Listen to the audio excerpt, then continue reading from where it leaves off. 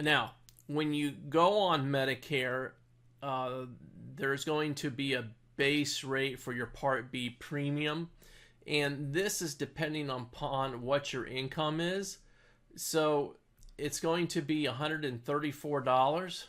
And this $134, if you're collecting Social Security, this $134 will come out of your Social Security each month. If you are not collecting Social Security, you can pay for this quarterly, or you can have it drafted automatically out of your checking account. When you go on to Original Medicare, the first thing and one of the most important things with Original Medicare is it's nationwide. So with Original Medicare, because it's nationwide, it's all hospitals, specialty hospitals. I would say 99% of the doctors nationwide take Original Medicare. That's why Original Medicare is excellent. So if you're living down here in Florida, for instance, and let's say you're up here in the Panhandle in Tallahassee, and you have an aorta split, and let's say the best doctor in the country for aorta split is in Texas, and that's all he specializes in. With Original Medicare, you can see this doctor in Texas, and you do not need referrals or anything like that. You can just go anywhere you want nationwide to any specialist you want, to any doctor you want. You don't need prior approval. So that's why Original Medicare is so excellent.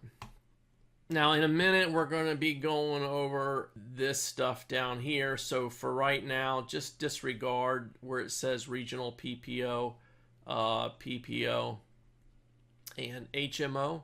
This is going to apply to the Medicare Advantage plans, and we'll go over this. We'll go over the Medicare Advantage plans in just a little while. Back to Original Medicare again. Once again, the most important thing about this is it's nationwide. So when you go on the Original Medicare, like I said, your base rate's $134, and then also your Part A premium would be $0 if you or your spouse have worked 40 quarters or more in the United States. So that's just one of you, not both of you. With Original Medicare, it's nationwide. Now, the problem with Original Medicare, and this is just in a quick example, let's say Original Medicare on average might cover 80% of the Medicare approved amount. So right here, though, you have about 20% that you're responsible for. The problem with the 20% that you're responsible for is it's unlimited. There's no limit, there's no ceiling, there's no maximum out of pocket with Original Medicare. So if you have a deductible of over $1,300 for the hospital, and then you also have to pay 20% of a surgery bill. So if you have a cancer treatment of $100,000, and you're responsible for 20% of that, you're going to be responsible, for $20,000.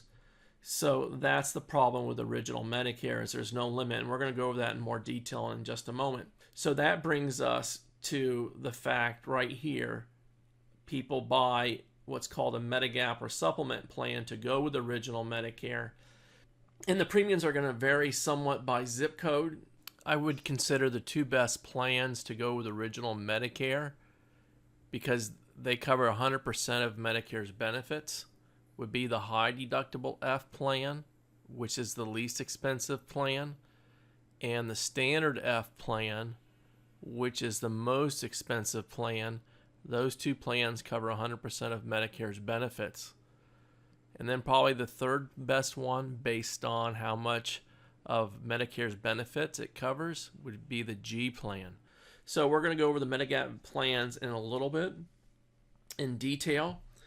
And then the third thing that you would need would be called a prescription drug plan. So your prescription drug plan is independent of your Original Medicare. It's independent of your supplement plan.